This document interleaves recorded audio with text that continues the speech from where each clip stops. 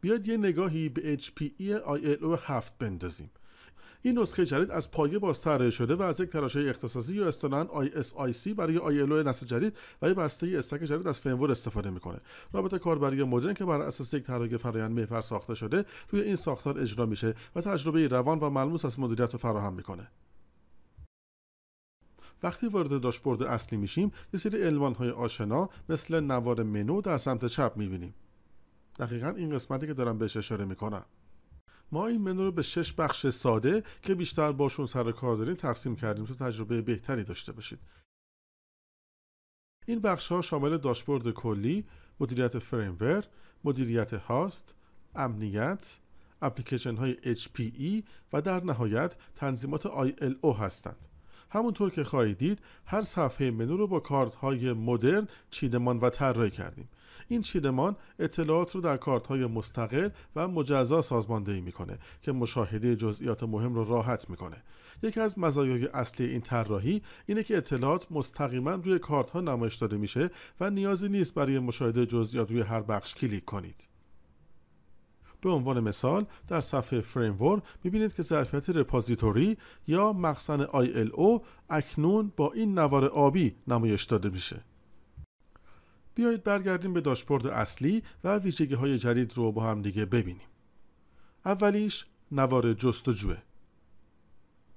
اینجا دیگه نیازی نیست برای هر گزینه بگردید. هر ابزار مدیریتی که نیاز دارید رو میتونید با جستجو به راحتی هرچه تمام‌تر پیدا کنید.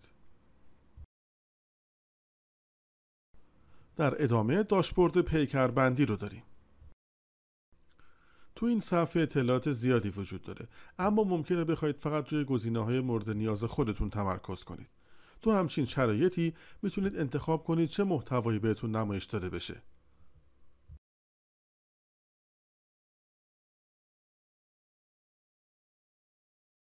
حالا میریم گوشه بالا سمت راست سراغ ویژگی کویک گلنس. این منوی کشویی اسم سرور ILO، تاریخ و زمان رو بهتون نشون میده و میتونید وضعیت کلی سلامت ILO و سیستم رو بررسی کنید. مواردی که با رنگ سبز نمایش داده میشن نشون دهنده عملکرد مناسبن. موارد زرد و قرمز نیاز به توجه بیشتری دارن. حالا بیاید روی یکی از این موارد یعنی مورد قرمز یا امنیت کلیک کنیم تا جزئیات بیشتری رو بتونیم ببینیم. اینجا صفحه امنیته.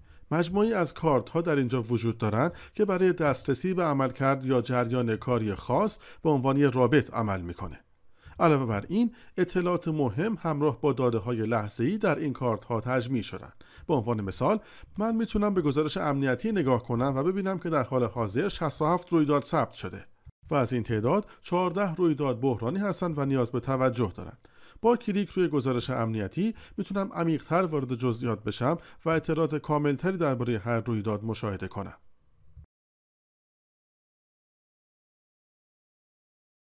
توی قسمت اوورویو میتونید تنظیمات فعلی ILO و اینکه دارای ریسک امنیتی هستن یا نه رو به صورت یک جا بررسی کنید.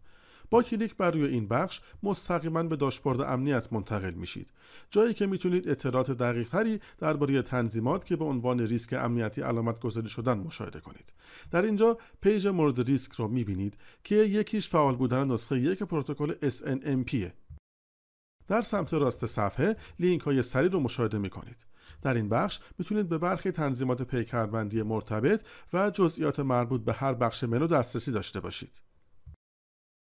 به عنوان مثال اگه بخوایم به تنظیمات SNMP نگاه کنیم چون ریسک امنیتی داره،